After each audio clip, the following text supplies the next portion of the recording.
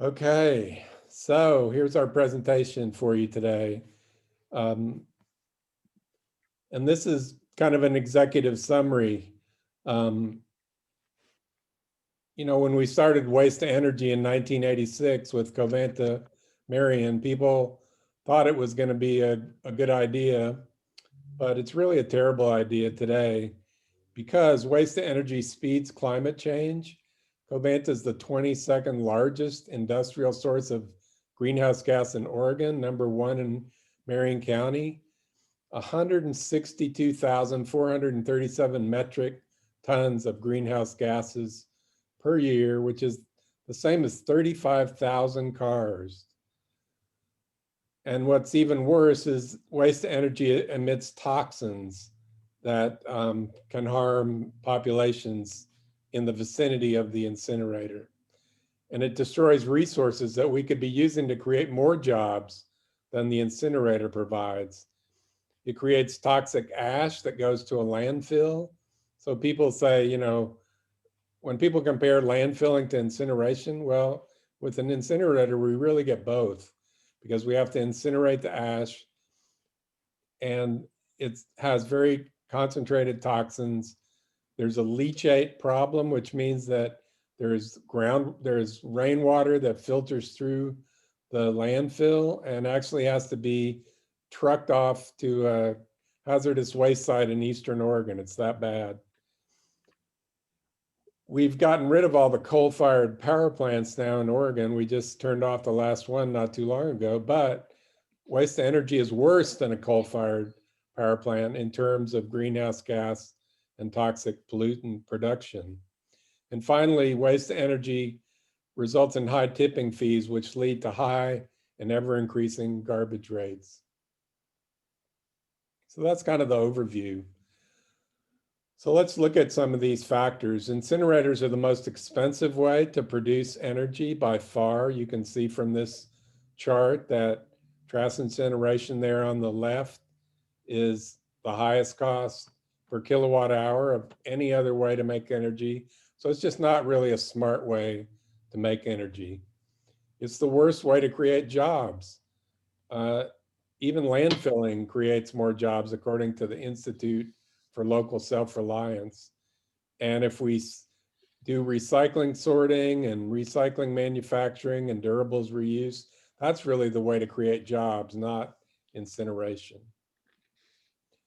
Burning solid waste is more toxic than burning coal. We've already talked about this, but if you look at this chart, the little blue line down there is the coal burning, and the red line is incineration.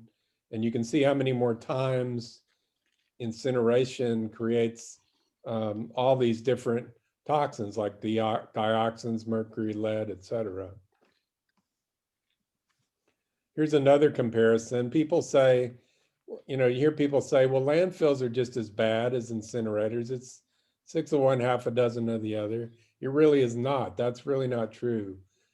This was a study that was done in Pennsylvania, and it showed that in Pennsylvania, their incinerators produced 1.8 times more pollution than landfills, CO or greenhouse gas pollution, and other kinds of toxins 1.6 times more than the landfills in Pennsylvania.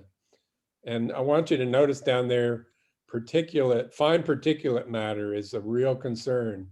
And there was just a study that came out of Harvard that showed that they estimated that worldwide, about 18% of deaths can be attributed to fine particulate matter. So this is a health hazard that we're just becoming more and more aware of. And as you can see there, the incinerator produced 5 times more fine particulate matter. And by the way, Covanta Marion produces about 10 tons of fine particulate matter a year. So let's talk about medical waste incineration. Covanta Marion burns about 10,000 tons of medical waste per year from out of state.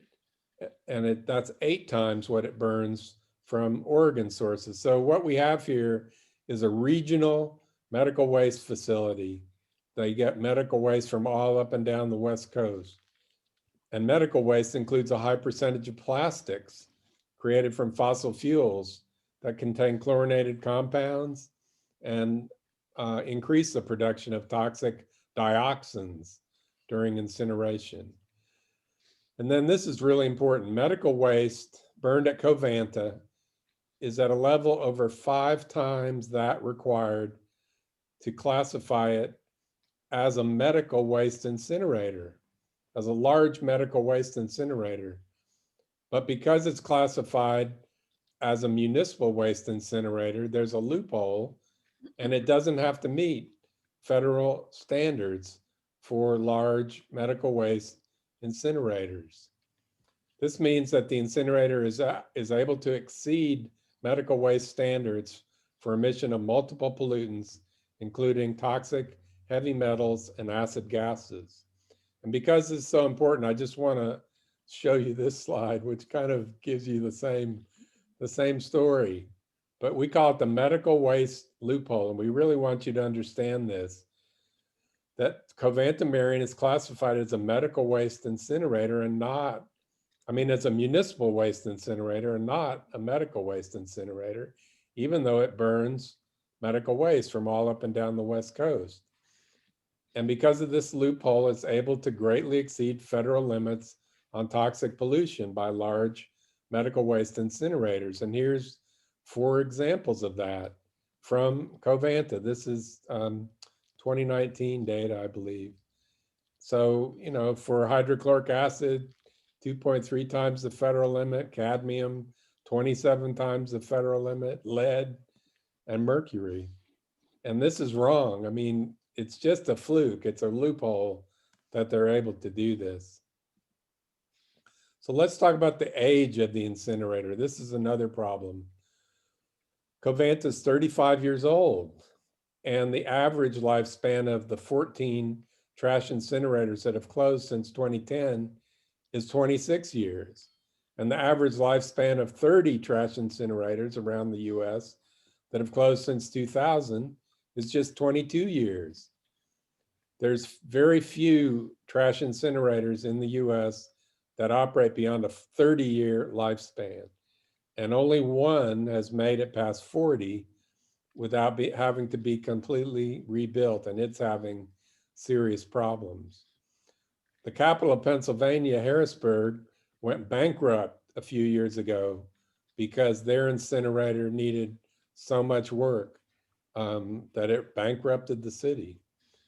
And in 2017, a consultant for Marion County estimated that Covanta Marion would need $50 million in upgrades and repairs over the next 10 years. Now, some of those have been done, but there's a lot that haven't been done. Let's talk about Covanta Marion as being an environmental justice issue. The area within a 7-mile radius of Covanta Marion is in the 86th percentile for Latinx and other vulnerable populations in Oregon. There's a Head Start Center and a private school within a 1/4 mile of Covanta Marion, and you can see the picture there is the private school with the smokestacks right close by, right behind it there. Chemawa Indian School is only 4 miles downwind from Covanta Marion. And there's also been a study from Harvard that showed that the effects of COVID-19 have been correlated with industrial emissions and particularly fine particulate matter. And we know that communities proximate to Covanta Marion have experienced some of the highest COVID-19 infection rates in the state. Is that a coincidence? It may not be.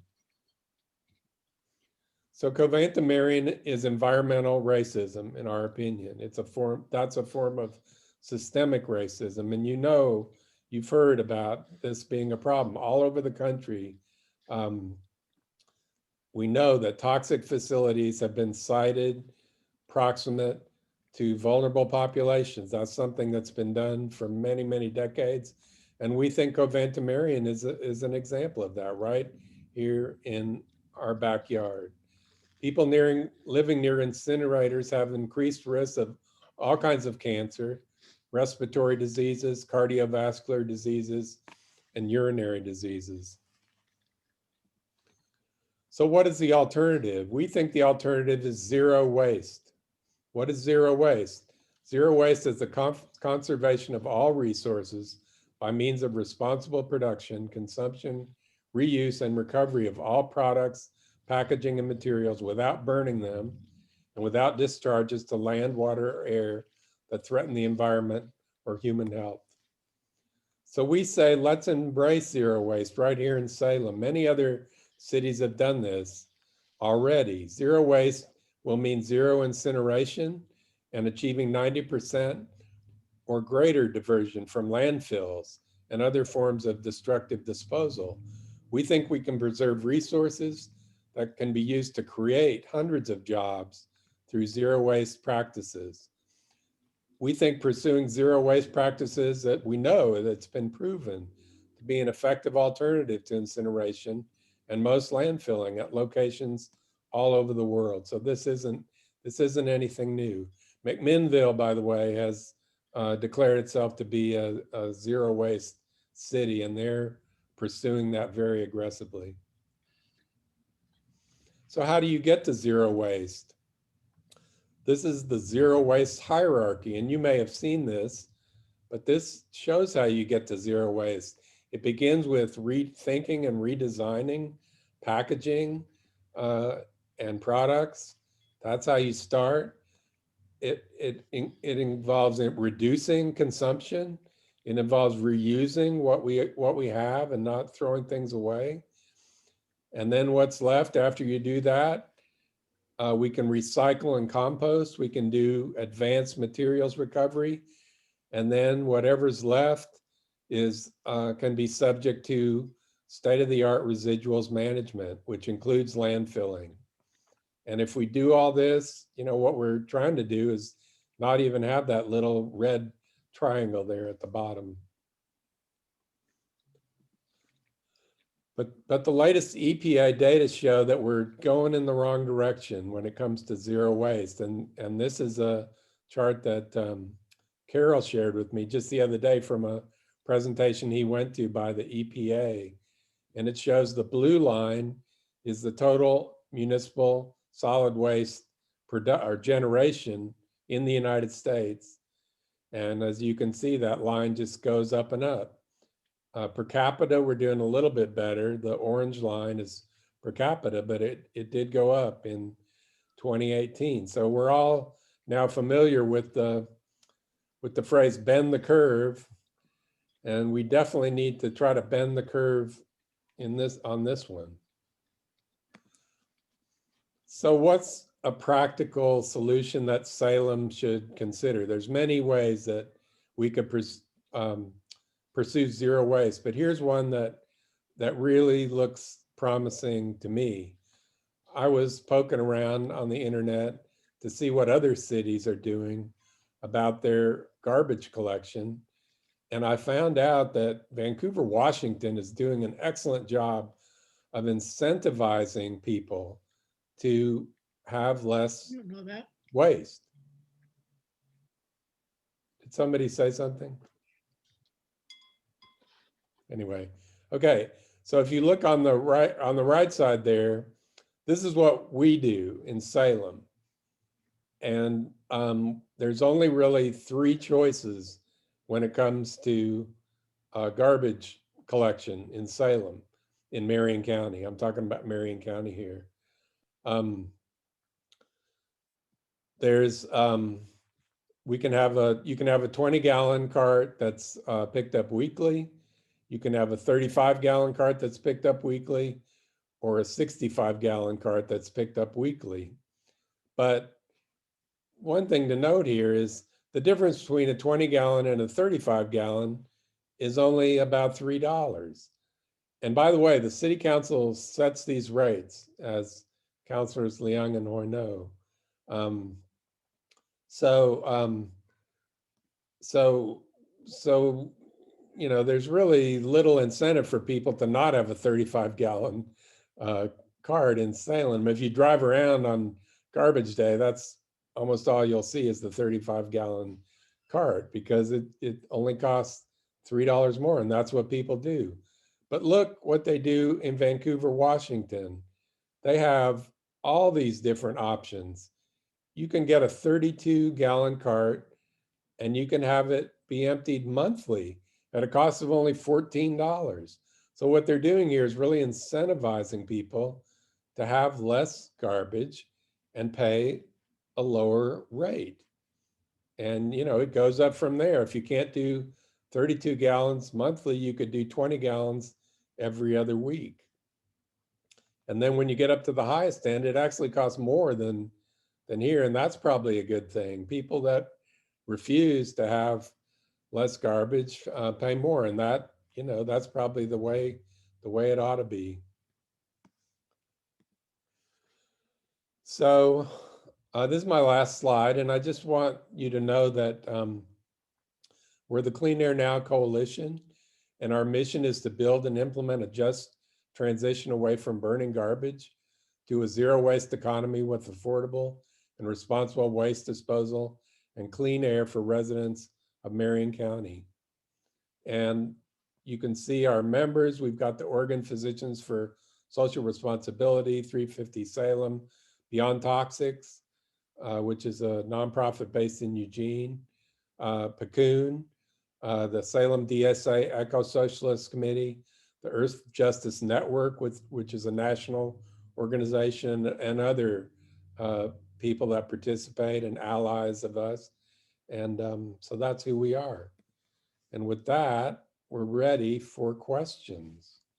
And I'm going to stop sharing my screen. And I think I'd ask you to raise your hand if you have a question. Don't be shy.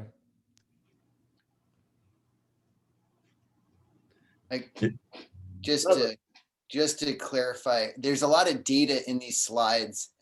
Where is the source coming from on the data? I think you said a lot of it's directly from Covanta, but just where's the data coming from?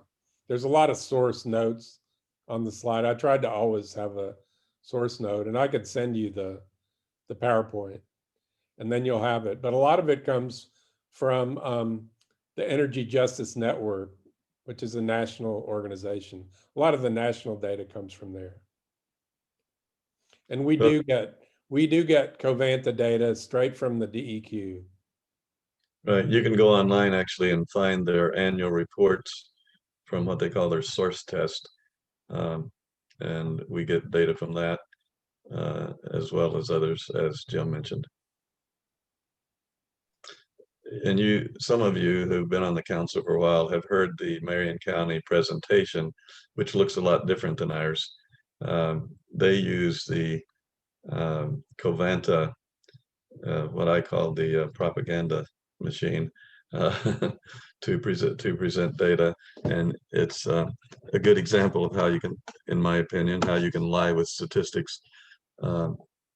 They use a lot of arguments of how they meet standards, how they save greenhouse gases. They actually say, I mean, this is incredible, but being the 20th or 19th largest greenhouse gas producer in the state, they say they actually reduce greenhouse gas because they produce energy that would otherwise be produced by fossil fuel.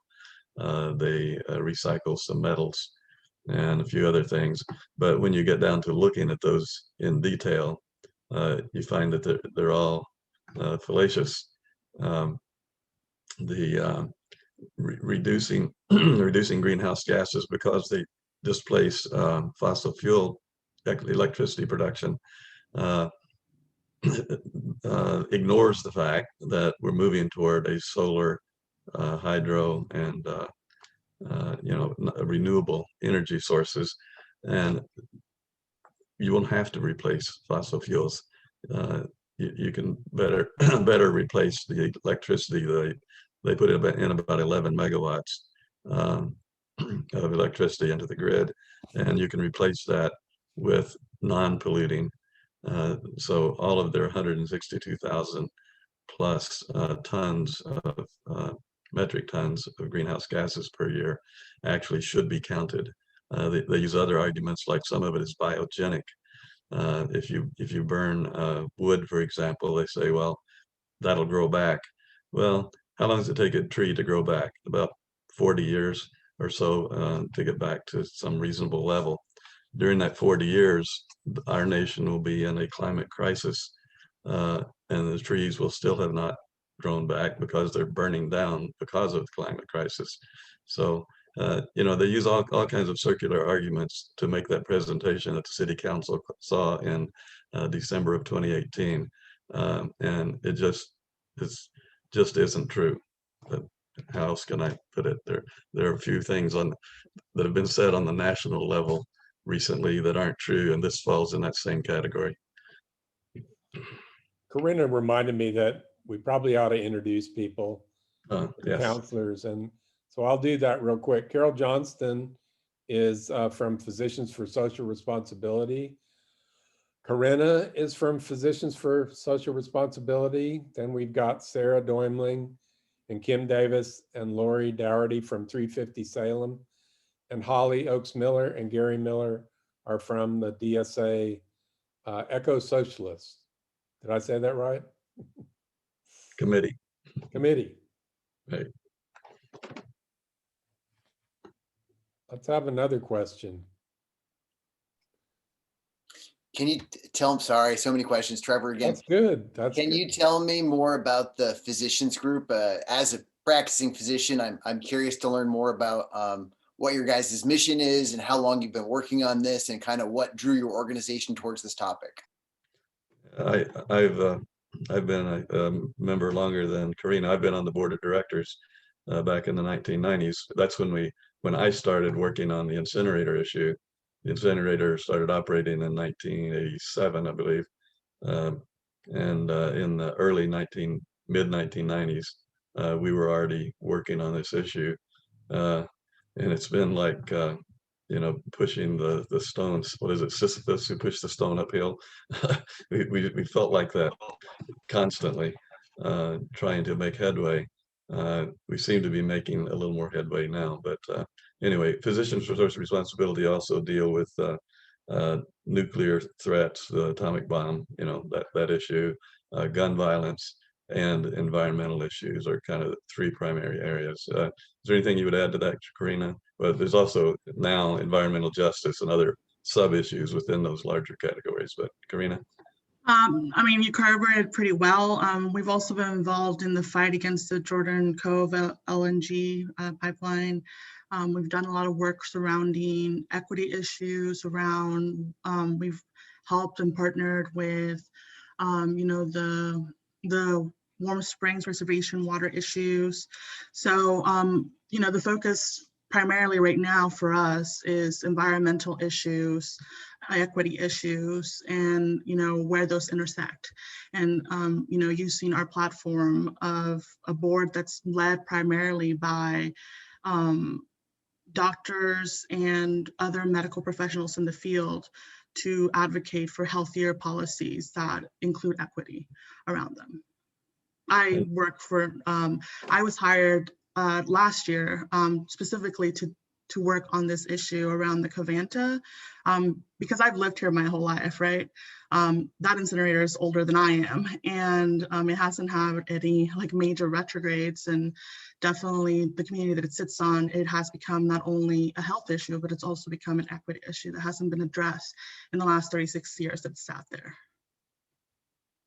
Right. And Trevor, we would be happy to have you as a member. Oregon PSR, just Google that and you'll find a way to join. I'm busier than I ever imagined, but I appreciate the invitation. Sure. Councilor Hoy. Thanks, Jim. I don't have any questions, and I just wanted to explain to folks that I kind of had a little bit of a sneak peek to this when we tried to meet a while back, and we had a nice conversation about it. Plus, I've heard a number of you present on this issue many times. So I don't have any questions today, but I really appreciate hearing it again and the information. I guess just kind of for the sake of two of my colleagues, I I would like to hear what your current efforts are on the county level or on the state level, not just on the city level. Like what's happening in that arena? Yeah, we're advocating for zero waste there too. Marion County has a solid waste management advisory council, and I've presented them with a zero waste plan that they could look at as a model. They are actually moving that way themselves, partly because the incinerator can't burn all of the waste that Marion County is currently producing. So they have to look at alternatives, and they're trying to do that. They're putting in a new MRF, and I always forget the materials recovery facility. That's Has it. there been much They've got one in the on zero waste concept, or is that getting much of a reception? the zero waste concept. The manager of the environmental services department for Marion County is certainly pushing it. I haven't seen material evidence from the county commissioners that they're excited about it, since they don't believe in climate change. All three of them, from what I recall. Well, I don't know about the new one, Bethel, but I know the other two, and Sam Brentano, when he was a county commissioner, did not believe that climate change exists. His response to the governor dealing with climate change was, well, everybody could just pucker up and blow in one direction, and it'll have more effect than all of the things that they're trying to do about climate change. So we're not getting a lot of assistance from the Republican county commission. I'll put it that way. But the environmental services manager is trying to do things. They have a waste management coordinator, waste reduction coordinator on their staff, and they're specifically targeting those things and targeting more recycling. But also it's finally sunk through that reducing upstream in the waste production system is the most effective way. You can have multiple times the effect upstream than you can waiting until it's there to be recycled after it's already present. You reduce packaging, you reduce the things that cause you reduce food waste and so forth. Department of Environmental Quality is heavy into that now too. They've got a waste management or materials management program in the Department of Environmental Quality at the state level that's right now putting some bills before the legislature. House Bill 2065 and Senate Bill 582 are revamping the recycling system, for example, and addressing extended producer responsibility. The EPR aspect of that bill is probably the most important aspect of it. Extended producer responsibility causes the manufacturers to have to put money into the game to help reduce the pollution that their products cause. So we're supporting that kind of legislation. But at Marion County, it would be very nice if we had more help from the county commissioners, but that's why we're coming to people like you who actually listen more so.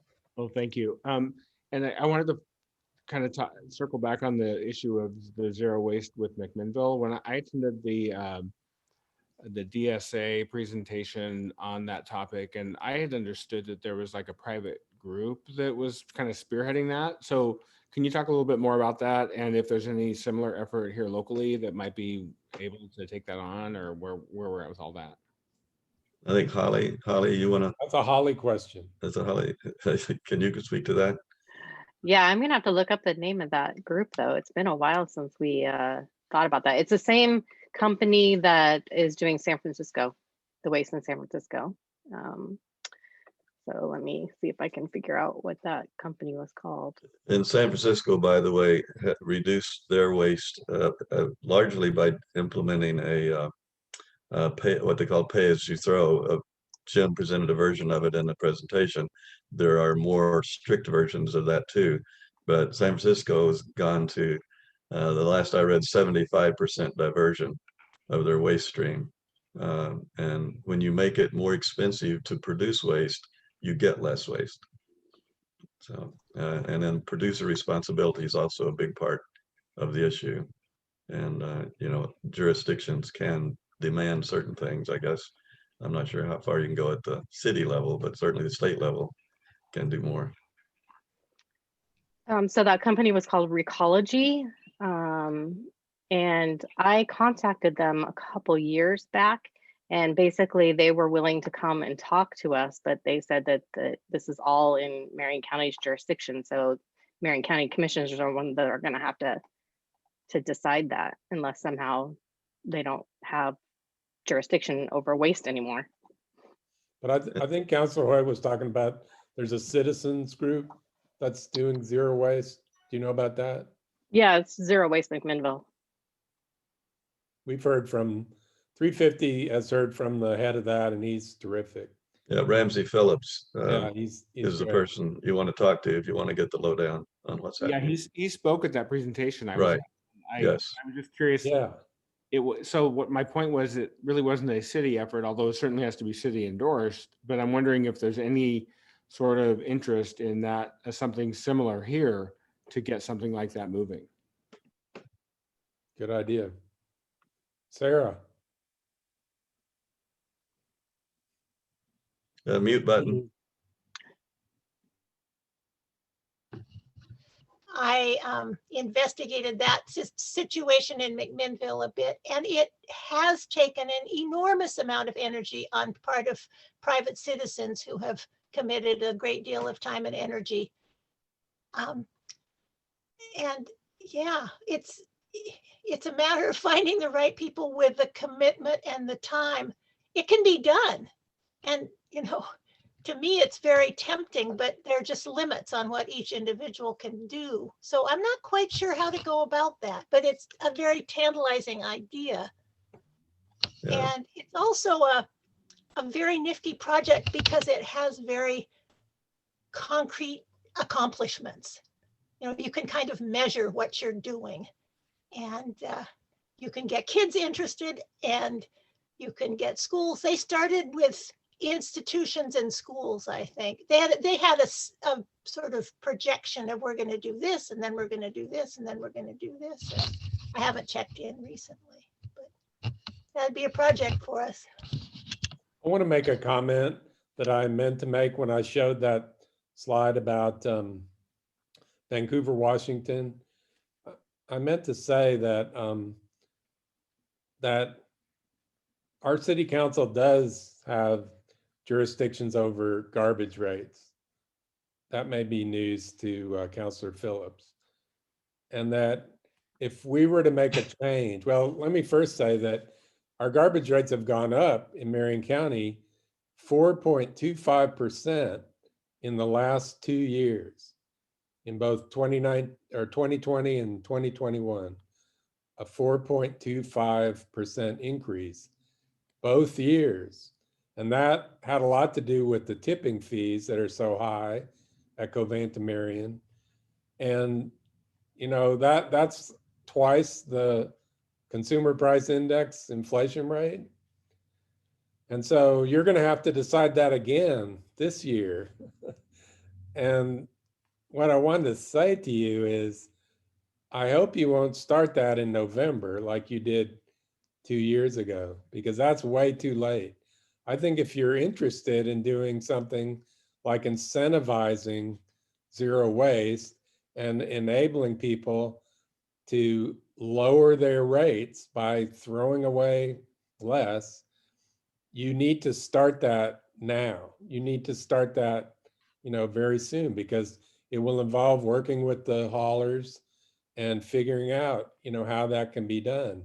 And if you wait until November, like you did 2 years ago, it'll just be too late. Then it's just a question of, you know, are the rates going to go up? How much? And, you know, that's about all you can do in November. So that's my big takeaway for this meeting actually today, is to encourage you to not wait to do something about the garbage rates for the next 2 years.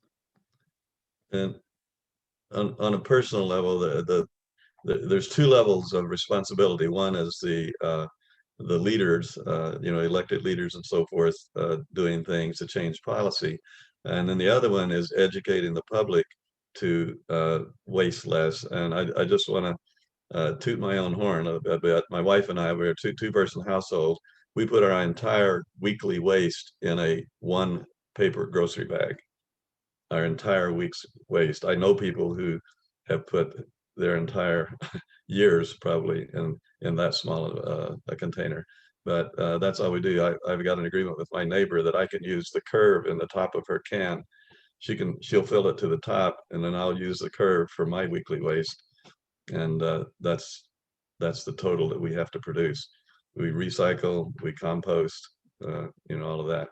I happen to live in an area where I can compost more easily, but anybody can do most of what I do. Corinna. I believe Kim had her hand up first. Okay, Kim.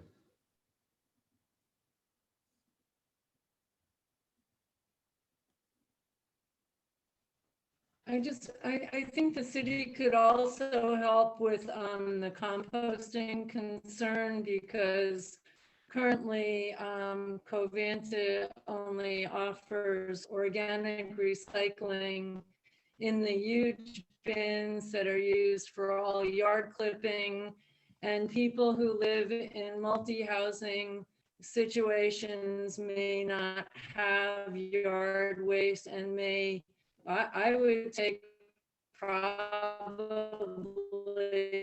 at least, I don't know, probably a year to fill up an organic waste in with my personal organic waste. Organic waste is hugely important environmentally, to be returning the nutrients to the soils. We have degraded soil everywhere, including in the city of Salem. Compost could be created and used throughout the city parks and gardens that we need. People in apartments, people in duplexes, quads, or people who have professional landscaping don't gather their yard clippings, and they're throwing their waste into either an incinerator and we get to breathe it, or in some areas in landfills, and it doesn't compost and get reused as it's needed by soil. So I think the city could maybe implement some influence over improving upon the current offering of recycling compost. So it's very limited here, and that's not satisfactory. That's it. Please help. We need to do this. So I guess I have to ask you a couple of clarifying questions, because you mentioned first Covanta. Covanta doesn't have anything to do with composting as far as I know. That's all the waste haulers, and it goes to a different provider. It doesn't have anything to do with Covanta. And we have, I think, in the city of Salem, one of the most comprehensive composting programs you can have, in terms of you can put anything organic in your green bin. You can put soiled cardboard, you can, anything that grows, any kind of meat, anything that you might eat can go in your green bin, in addition to anything yard clippings and cuttings and that kind of stuff. So I really feel like that's actually one of our strong suits. We've got a lot of other areas that we can improve, and I think certainly we can improve education and communication about it always. But I'm confused. I guess I'm confused because I feel like that's one of our strongest areas. So please correct me if I'm under a misimpression. I agree. It's a good program for homeowners that do their own yard clippings. It's not at all practical for multi-use housing. It's not being implemented in apartment housing. And I did slip. I said Covanta. I see Marion County and Covanta as, I can't separate them because they're all sharing the profits of what we currently have going for our waste disposal system. So yeah, that was a slip. So Marion County and our waste haulers. So many cities around the world offer organic composting options for residents in multi-housing that would maybe include, like for me, a small pail once a week on the curbside, and not that huge, what is it, 64 gallons of waste that most people in multi-housing don't have yards for that or options. Many have, in apartment housings, they have the dumpster, one for paper recycling, one for trash, nothing for organic waste. So I think we need to up the ante on that. And I think the city could make that request. It's really about providing smaller households and multi-housing units with smaller receptacles to put organic waste in.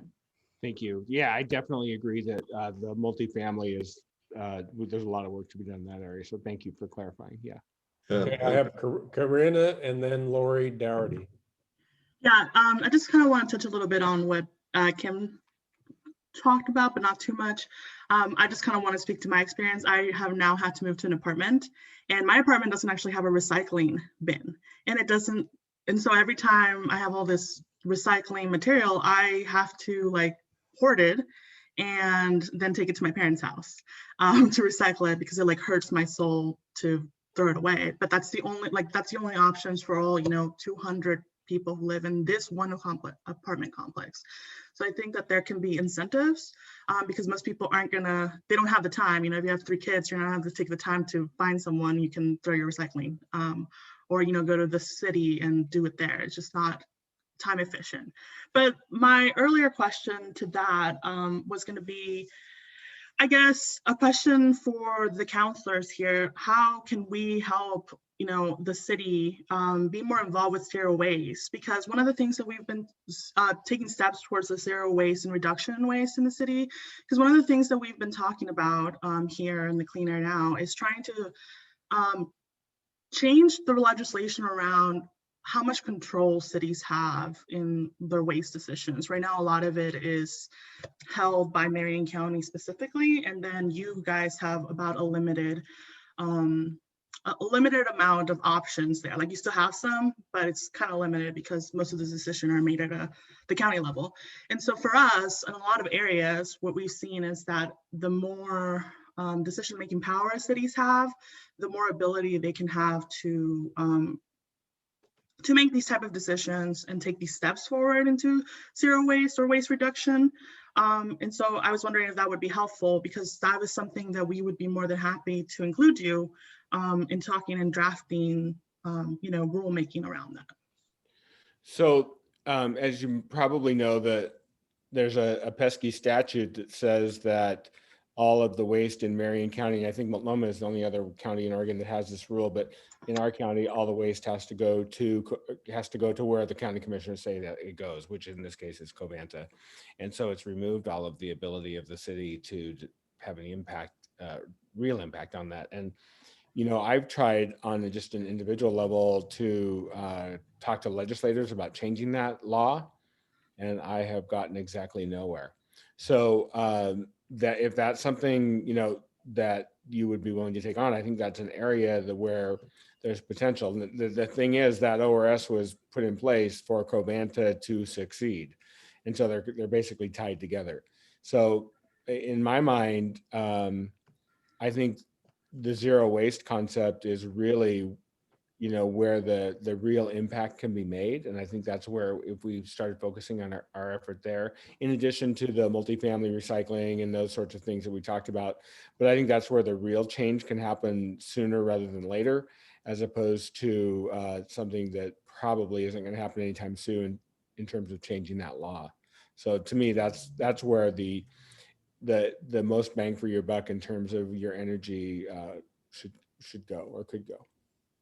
Okay, Lori. Just more on the multifamily housing, because I live in an apartment building and I can't deal with compost. The landscapers say they do take the yard waste to the city's composting facility, but we can't put food scraps in there. And I'm a vegetarian. I try not to waste food, but I do have peelings and things like that. Also, there was a big recycling bin in my apartment building, and somebody vandalized it. And when they replaced it with a bin that only accepts cardboard. So now I can't recycle most things. That we do have a thing for glass, a little bin for glass, but can't recycle cans or paper or, you know, any of the other things that, you know, we should be able to recycle. And I've seen more of those bins around town. They're brown and they have slats and they say cardboard only. And I'm wondering if that's like a new thing for larger type facilities. Okay, thank you. More questions? We've got a few minutes left. More questions from counselors?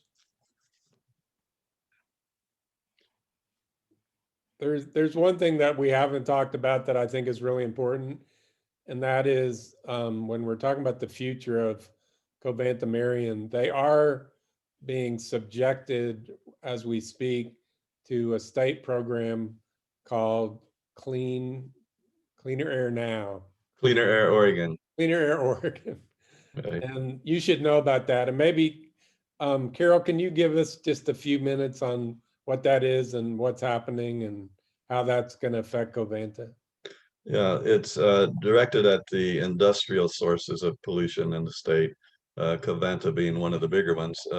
They are big enough that they are in the first round, the first 20 that were selected to be assessed and reviewed in terms of how their emissions are going to be controlled in the future.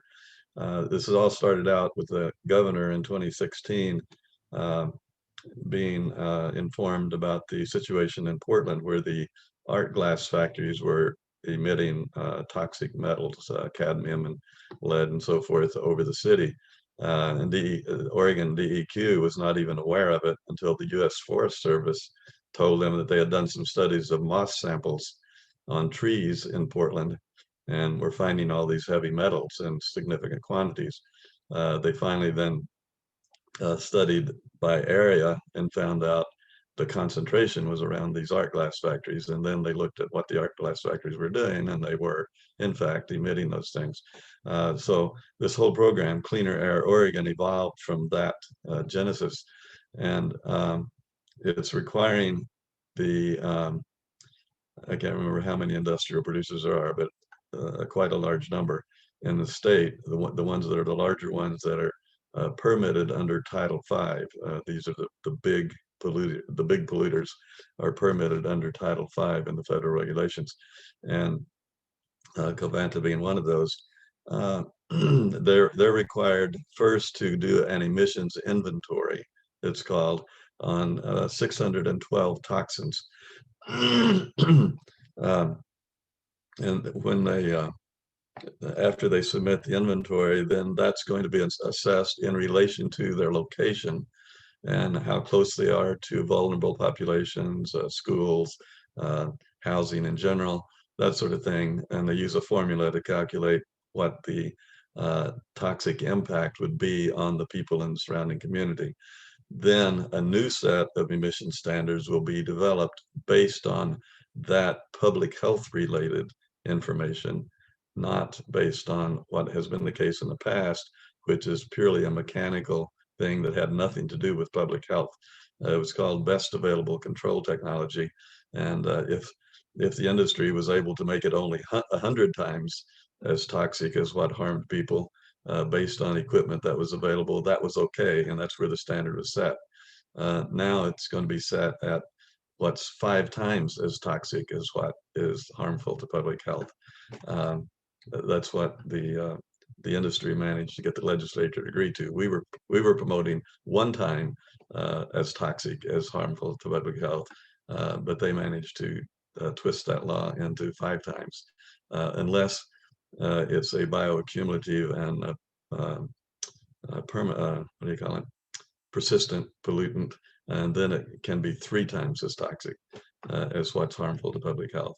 But at least that's better than 100 or 1,000 or whatever it was in the past when it wasn't even connected to public health at all. That has not yet been implemented. We're still living under the old standard, which is why Covanta is able to get away with exceeding the medical waste incinerator standards by huge amounts, even though they are a medical waste incinerator. So this program is being implemented stepwise.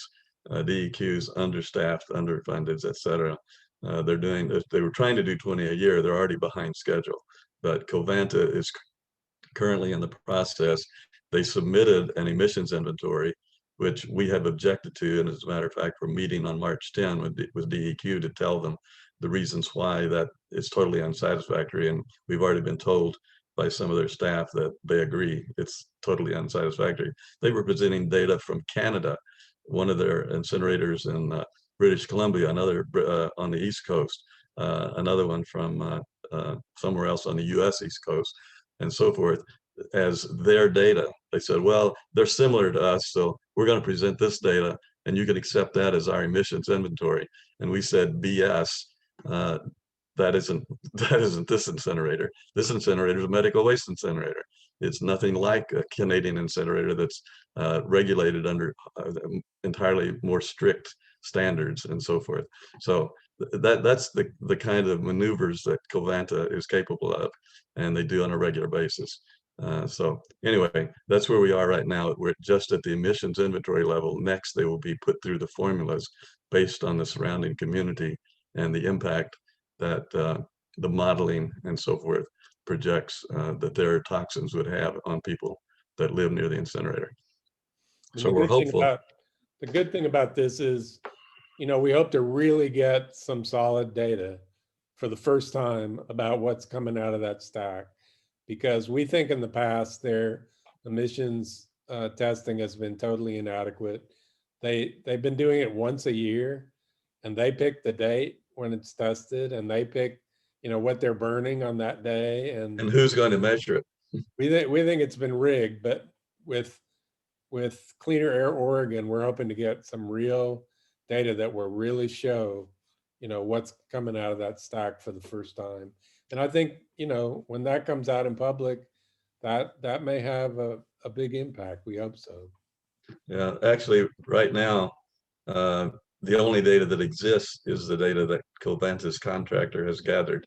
DEQ has never actually gathered data on Covanta or any other industrial source, as far as I know, but I know on Covanta, it's always the contractor that Covanta hires who measures once a year. And if you know anything about statistics, one measurement a year in a source that varies by the hour is not a statistically valid sample.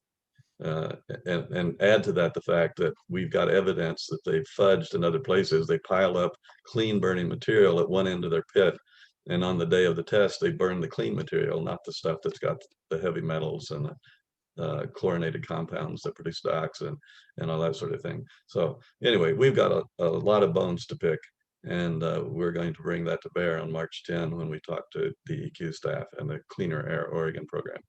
So. Okay. Any more questions? Holly had, oh, okay. Oh, Holly wants to make a comment. I actually have a question for the city councilors. And it's probably more for Chris and Jackie, because you've been through this process before. Does the city council have an option to not raise our our trash rates when it comes back around again? Yes. The challenge that we run into is with the garbage haulers. So do we have the option? Yes, we do. The question is, can they maintain their business if we don't? And that's really the dilemma. But we certainly have the choice to not raise them. Mm-hmm. Okay. Yep, it's a vote. I mean, it's a yes or no. But we have to have garbage service. So to me, the focus is often on the garbage rates, but I think that the real, like I said earlier, the real impact is on the work that we can do to eliminate waste, lower, just reduce it or eliminate it from ever getting to that point. That's where the real work is. I really like the information that Jim provided. He gave it to me last time we met about the incentivizing the different types of, between the different sizes. I think there's some real opportunity there, and I'm going to definitely explore that.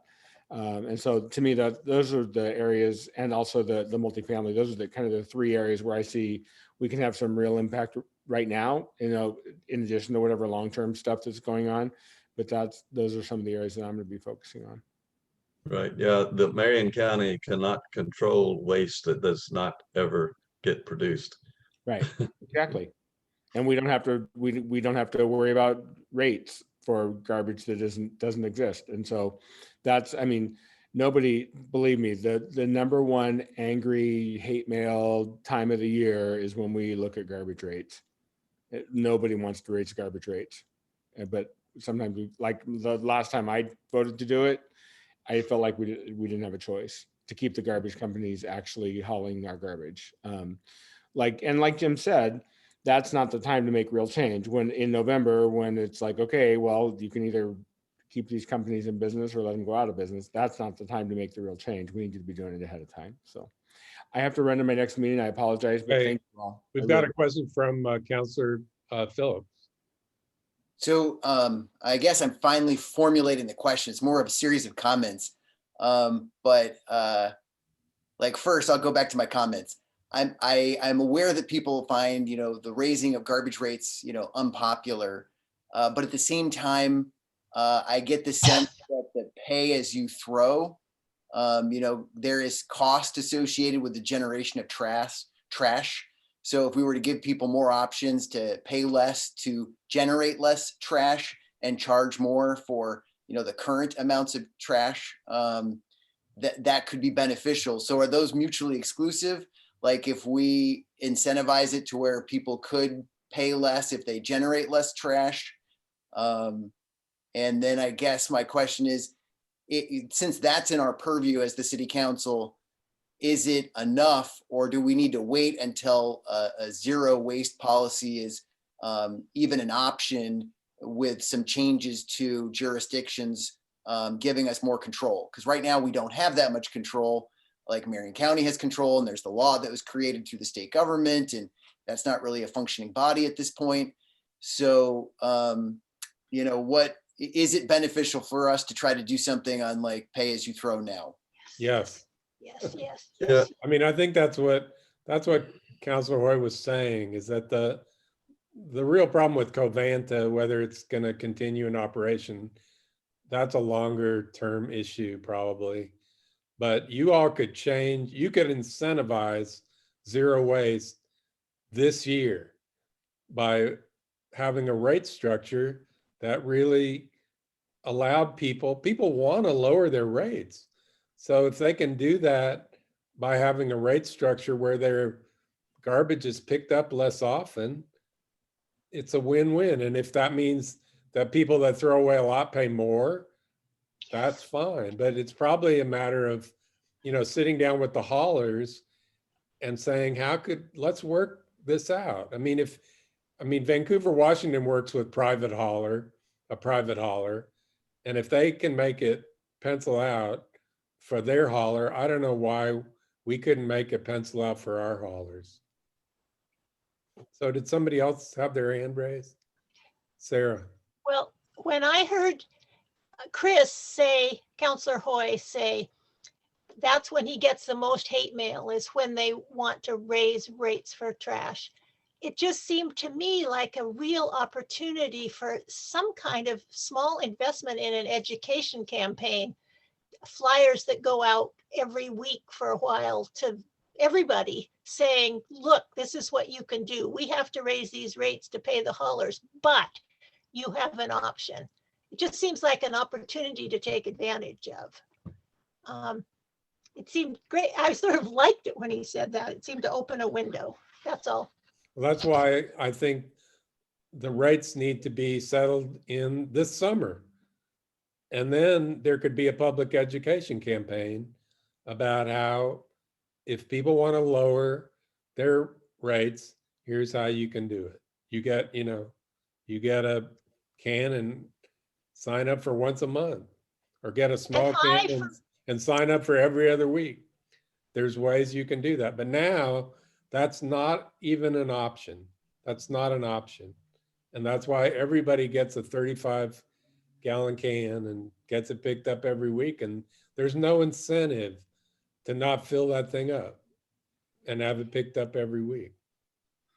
I would volunteer to tag team with Carol on a panel that somehow could be made semi-public about how you can get by quite happily and have a lot of fun doing it with almost no waste. It's not that hard.